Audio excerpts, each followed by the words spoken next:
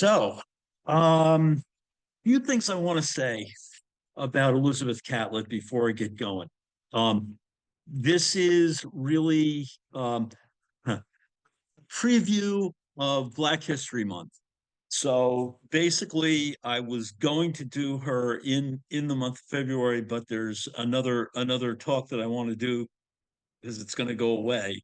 Um, so that show is in a gallery, so I wanted to cover it before it goes.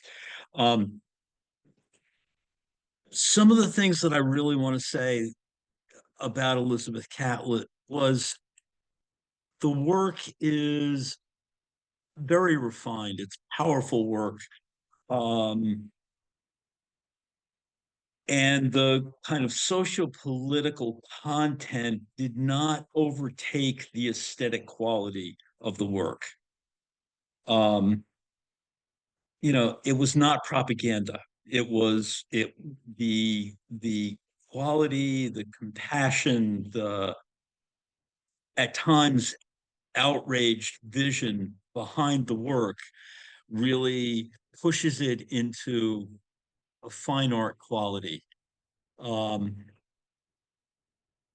the business of political art can get very didactic, and I don't feel like she goes over into that category. It's not boring work, that's for sure. um Committed to both craft and causes, this visionary artist activist was one of the defining artists of the 20th century. Elizabeth Catlett addressed injustices she witnessed and experienced in America and Mexico through her prints and dynamic sculpture.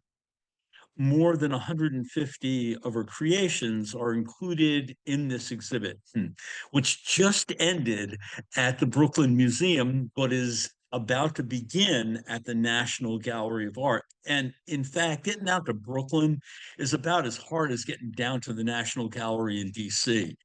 Uh, at least for me, I found it takes forever to get out there, and it's really complicated. So, um, if you do get down to DC between now and July, it's well worth a visit. Uh, okay. Um, the work in the show traces the career of this cultural force. Her roots in Washington, D.C., Chicago, New York, and the remarkable body of work that she made in the 60 years that she lived in Mexico is really powerful. Um, in striving to make art for the people, Catlett put social justice at the very center of her work. So we're going to jump in. As a painter, printmaker, sculptor, Catlett believed art could affect social change, that she could be an agent for that change. I have always wanted my art to service Black people, to reflect us, to relate to us, to stimulate us, to make us aware of our potential. As an artist and activist, Catlett highlighted the dignity and courage of motherhood, poverty, the working class, returning again and again to the subject she understood best, African American women. And this particular uh, print is one of her most famous, iconic pieces. And this is something, I'll go back to. They she would do a linoleum block print. For the most part, she did linoleum block prints, though she did some wood blocks and she did a lot of lithography. Um, the, what she would do is do a black and white print first, and then later on, and in fact, the color piece was printed in between 1965 and 1970. So the original block was cut in 1952. we're going to come back to this image, so I'm not going to stay with it for too long. Okay. All right. So I am gonna hop over here and do a little bio stuff to get started. Catlett was born and raised in Washington, D.C.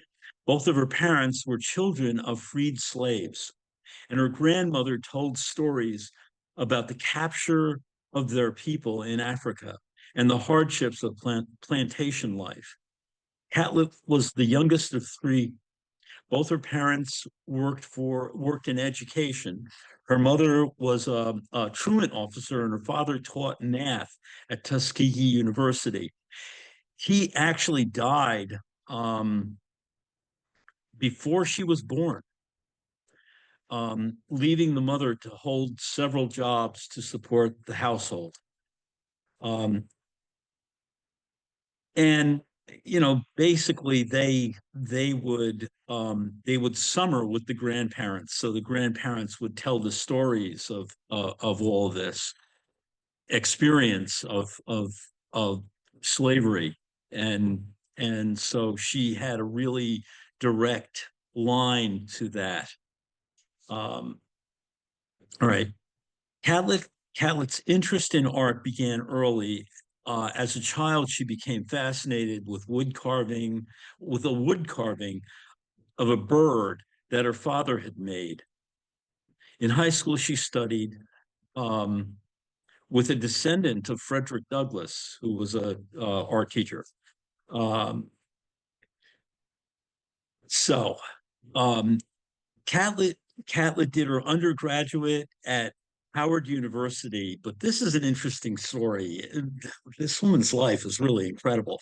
Um, she actually was accepted into what was Carnegie Institute at that point, Carnegie Institute of Technology.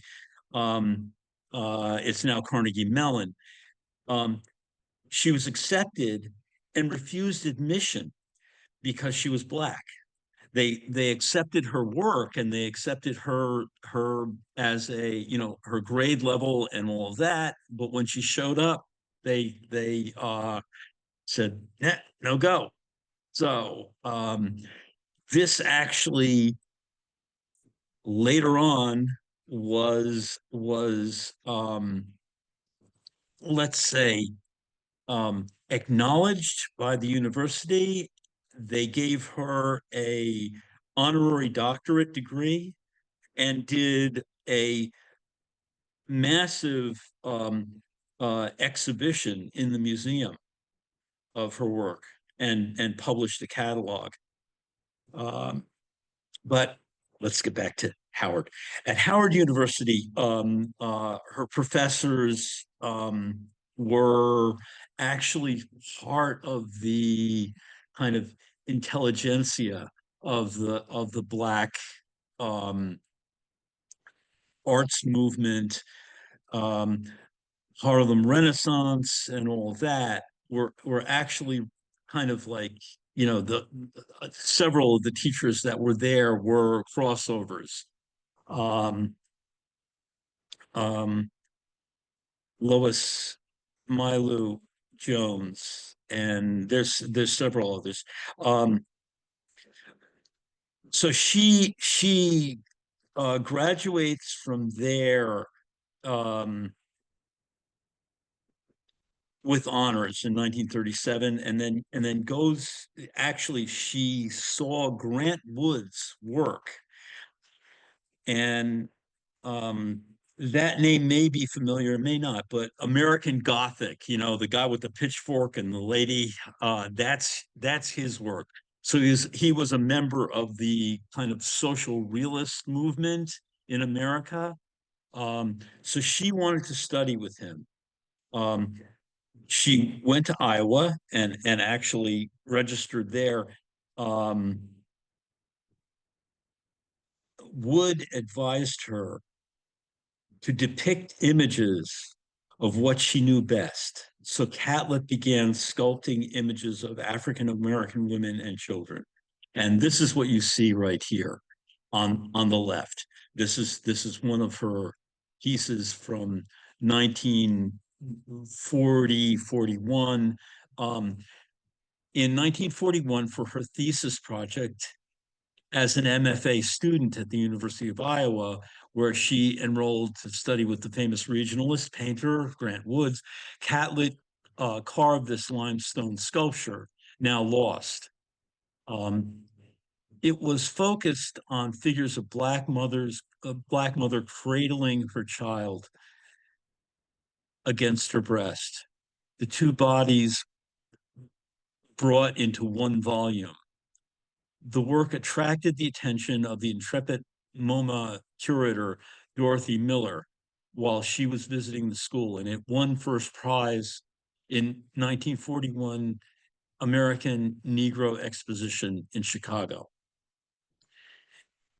Um, this piece was made before her trip south to actually experience the Jim Crow South.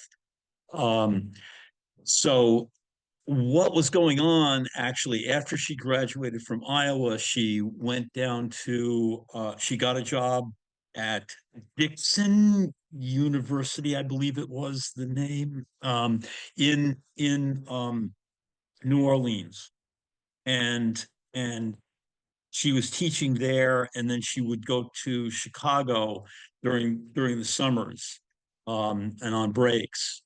Um, there she met her first husband, Charles White, um, and basically um, he won a Rosenwald Foundation Genius Grant, um, and that was to go down south and actually do work from the people down there. So Charles White, I will show you a piece of his work later. Um, um, but at that point, they went down south, and she kind of really witnessed the dehumanizing intensity of the Jim Crow regime, and firsthand vowed to raise awareness of it with her work. Um, so let's see. Let's go. Yeah. So basically, the, he won a second Rosenwald grant in 1943, I believe it was, to go to Mexico, um, and was not allowed to use it because of the war. Basically, the government did not want um, uh, folks traveling back and forth to Mexico at that point. Right. So um, it was, basically what happened was she applied for a Roosevelt grant and won that one. And in 1946, they did go to Mexico. Um, and basically, she won the grant to create a series of prints on the role of Negro women in the fight for democratic rights in the history of the United States, which gave her a new perspective on this long legacy of the country's racism. It was, basically, she kind of fell into that category of those kind of um, revolutionary, quote unquote, commie types. She was never a member of the Communist Party, but was you know, into social causes that brought the McCarthy eye on her. Um, so they went to Mexico, but I'm going to move on. Let's see. Okay. In 1943, whoops, in 1943, they Charles White and Elizabeth moved to New York City for a few years. So she was really part of that scene. She took classes at the Art Students League, and that really exposed her to a lot of the kind of cubist notions that were in the 40s really kind of part of the scene. And um, there was a folk music tradition that was happening at that time, and so she really became part of the scene. She would have met people like Jacob Lawrence and um, the the artists that were really working around that time. Um, and you can see kind of the cubist influence on her. Also, there is, let's see, uh, um,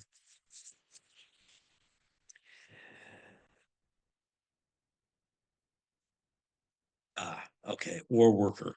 Um, so you see the sense of dignity, the power, the sorrow, the mixture in these pieces in this period.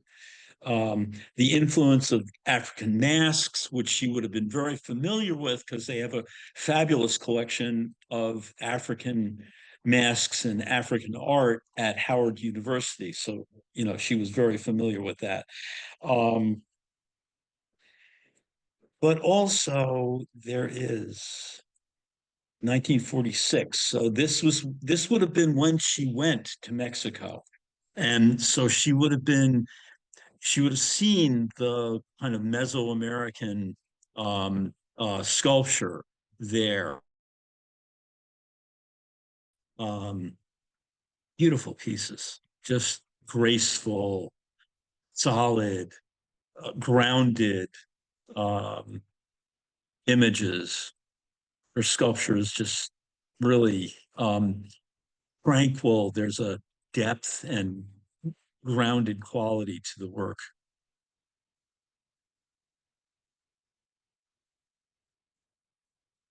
Simplification, stability, broad forms.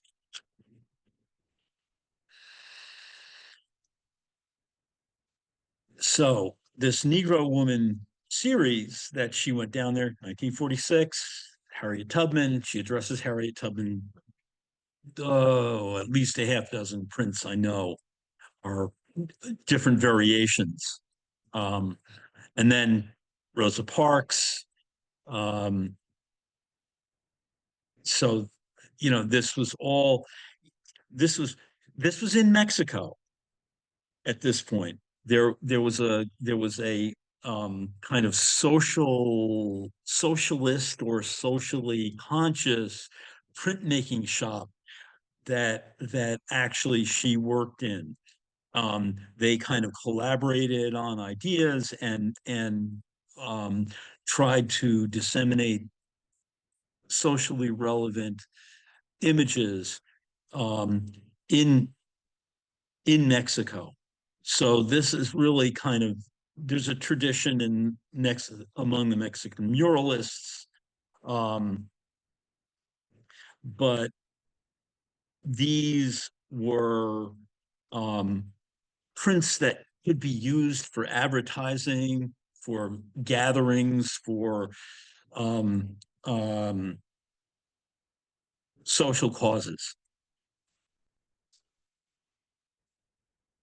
The thing with the prints is there is she loved printmaking because it created more affordable art that could be you know disseminated among the people.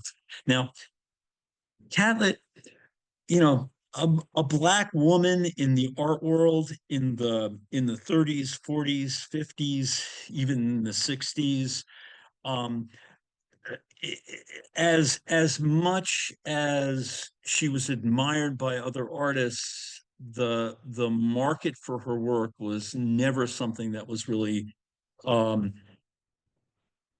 broad until later in life. Um, that's not to say anything about the quality of what she did because it's fabulous, but um, she taught, and that was mainly how she earned her living. Well, let's move. on these. These are more images from that series of that she went down to Mexico to do. Um, I am the Negro woman.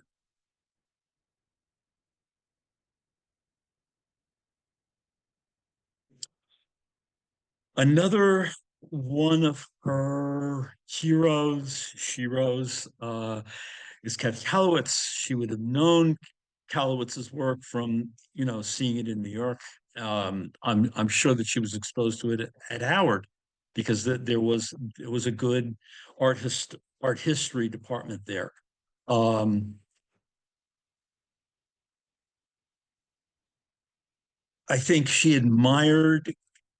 Catlett admired Holowitz's work, powerful, emulated, carried forward the social consciousness, and the feminist issues that underlie the woman and child, the mother child relationship.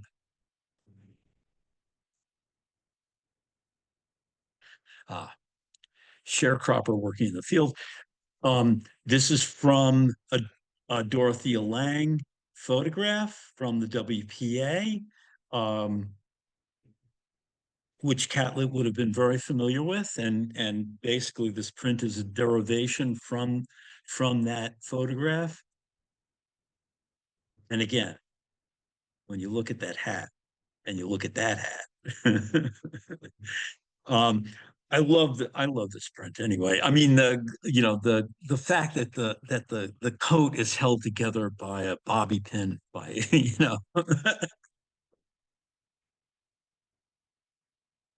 ah, okay.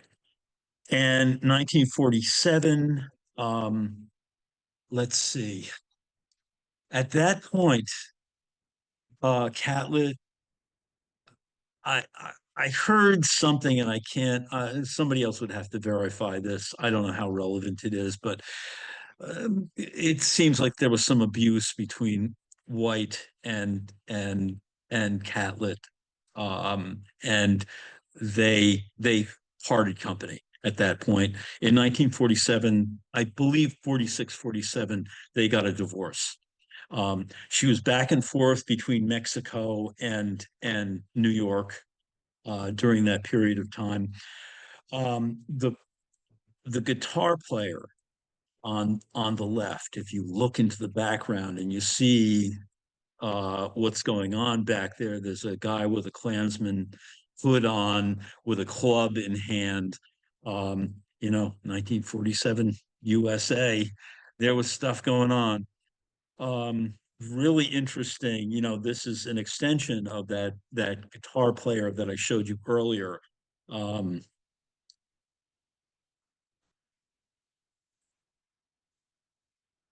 and this wonderful painting, this sharecropper on the right, um, again with that hat.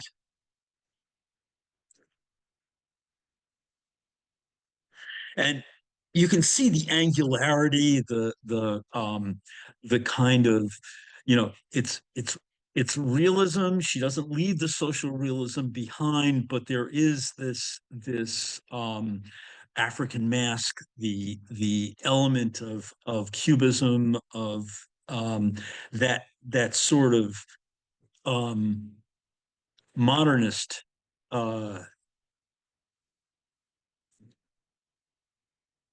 strain in her work. Okay, this is again part of that series that she had gone down to do. My right is a future of equality with other Americans. Sojourner Truth. Again, these prints. If you look at the one on the left, if you look at it was printed originally cut in 1947 and then printed, the color version was reprinted. So she would have done another plate and then printed the original black black and white print over the top of that other plate. I think all of you are familiar with linoleum cuts. I mean, we all did them when we were in school, when we were kids. She definitely took that. One of the things in that group of printmakers that she worked with down in Mexico is they loved using accessible materials. Okay, this is something that, the linoleum block is an industrial, comes out of an industrial um, uh, material. So they kind of loved that whole thing. Ah, again, um, Dorothea Lange photograph, and the print from that. Ah, and this is Francisco Moro, um, was her second husband. Um, on the left is Charles White's work. Um, it's good work, nowhere near the visionary quality of Catlett's work, in my opinion, but that's okay. That's just my opinion. Um, Morrow was one of the printmakers that she worked with, and they married, had three children in quick succession. Uh, and and in actuality, Catlett stopped doing sculpture for a period of time. So I'm going to show a little bit of the sculpture. 1948. This is her working on a piece, and then basically she stopped working on sculpture for about 7 to 10 years while she was raising the children. Continued to do her prints, of course. She worked in the shop. Um, it was really a collective thing. Um,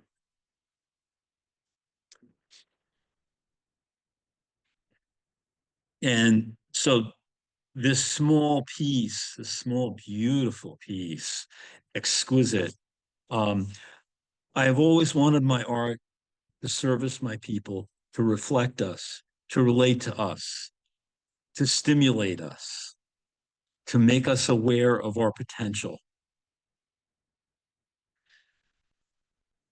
We have to create an art for liberation, for life.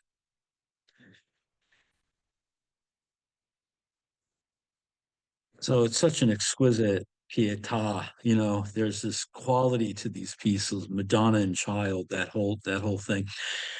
One of the things that I really wasn't, you know, thinking about a lot, but in one of the lectures that I listened to, they mentioned the idea that um in the 40s, in the 30s and 40s, Black women were not looked upon as responsible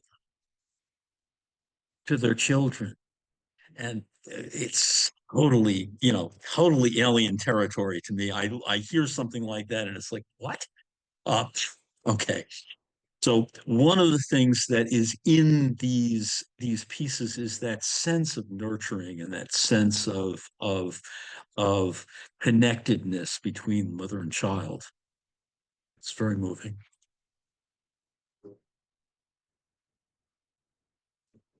Okay. So we're getting up into the 60s. Um, women women of America.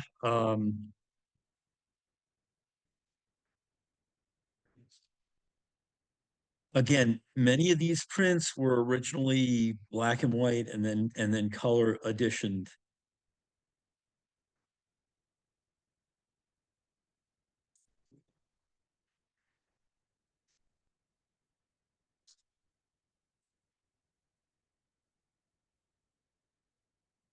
So during the period while she was working with the collaborative, she did a lot of printmaking, but they didn't attach names to them because they were really advertisements. They would take them out and paste them to walls and things like that. So there's a lot of prints that took place that she participated in that we don't know about or can't identify.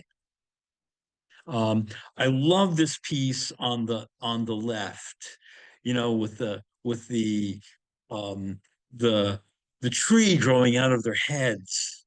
Uh, the connectedness, this crossover, this um, sense of community, and the play between cubism and representation.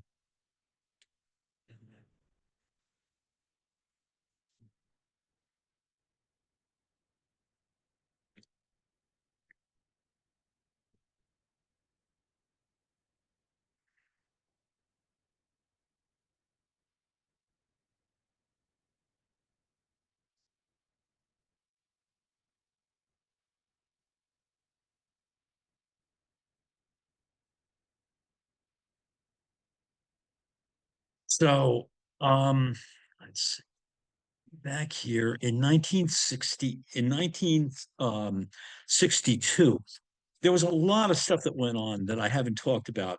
Basically the political stuff that was going on, her um, radical um, works were sent back to the United States. There were many woodcuts that she did of lynchings and things like that were actually um, sent back to the U.S. and she made no friends with the political class in America. She The consulate had called her in many times. In 1962, she actually took Mexican citizenship, um, having children that are biracial, Mexican and American Black, um, was something which was a a an issue at times. Um, in 1962, she took Mexican citizenship and was listed as an undesirable alien by the U.S. government. Um, and it was not allowed back in the U.S. until 1971. Um, okay. And while she was involved in these really radical images, she also continued the series of the mother and child, and this whole um, notion of grounding of that that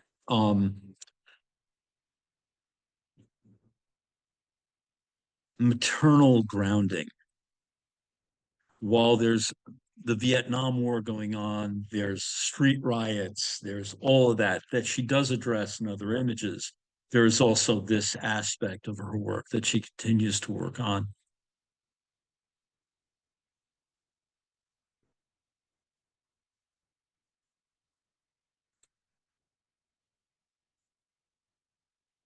Beautiful forms, just, a wonderful sculptor.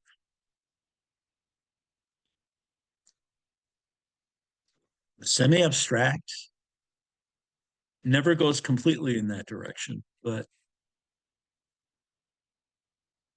and here is a wall from the exhibition.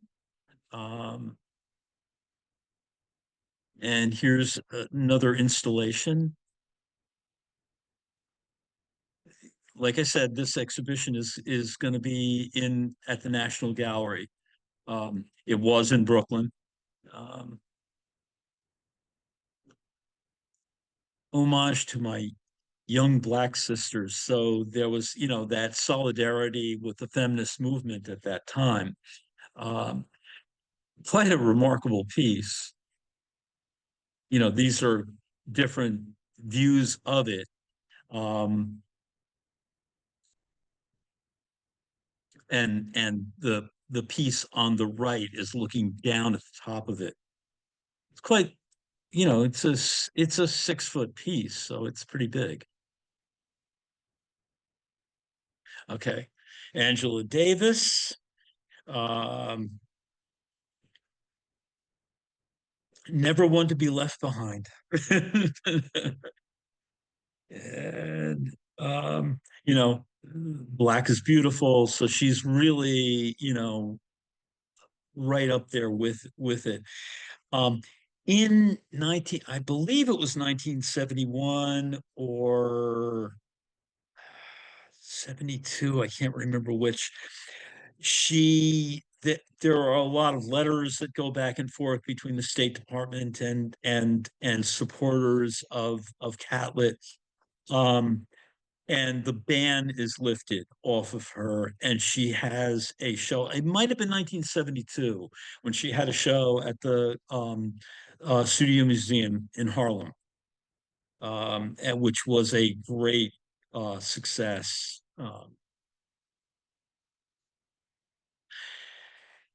And this piece, very powerful. I mean, again, 1970. Um, Unfortunately, this piece could have been done last year. It could be done right now.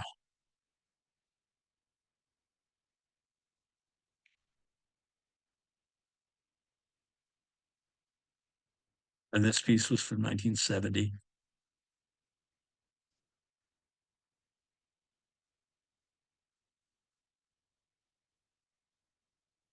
Powerful stuff.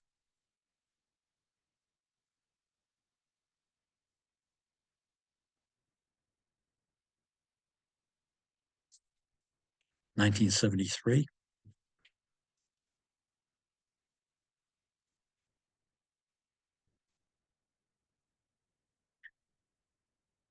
Never one to stop moving forward. Experimentation, mixed media, linoleum cut, silk screen, wood cut.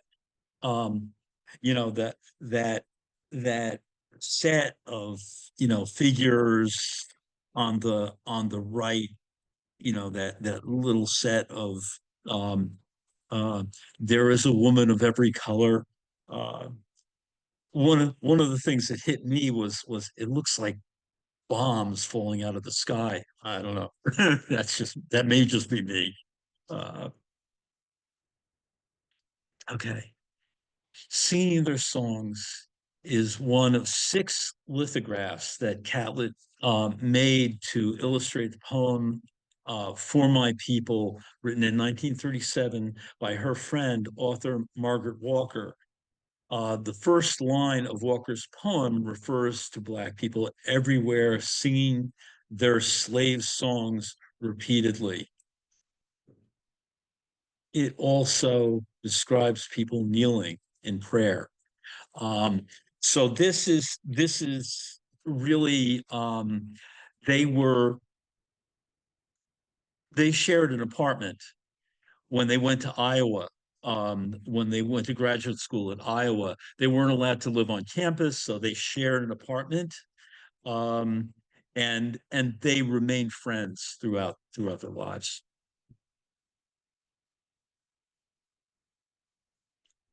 Links together.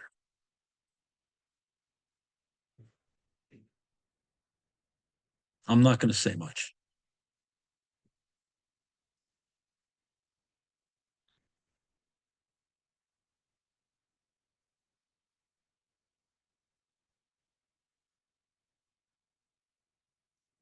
Just compelling images. Woman Fixing Her Hair, 1993, a late sculpture that embodies the characteristics of her best work.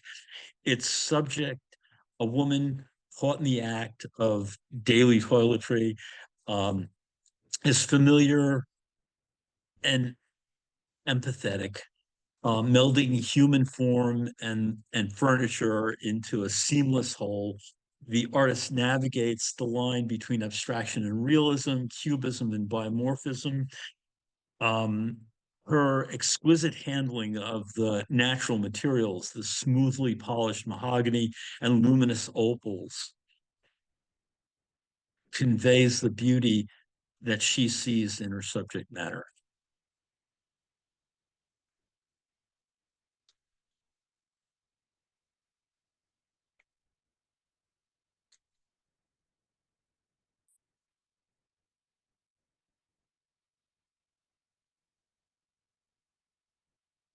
And here she is.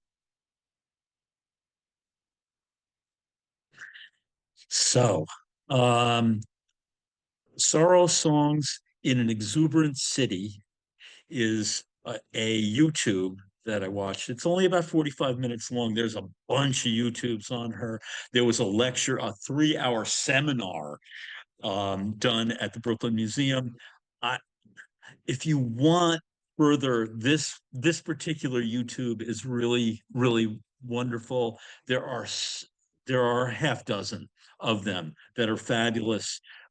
There are interviews with her that you can actually see and get more of a feel for the woman. Um, she was never outside the contemporary art scene for the black art scene. Okay. Um, and she did, basically this exhibit is really um, a fabulous thing. They did an exhibit of her work at the Newberger back in the 90s, I believe it was. Um, I missed it, but hey, that's my problem. Uh, so, all right, that's it for this. The next time we're going to be in Black History Month, but I actually am going to do Giorgio Morandi because his work I love and is going to be at the Zwirner Gallery down in Chelsea. So I wanted to get that in so that if you want to go see the show, it's up and then I will go back into Black History Month later on in the month. But that's it. So thank you all for coming. And Okay, Larry. Thank you. okay. All right. All right. Bye, everyone. Have a good weekend.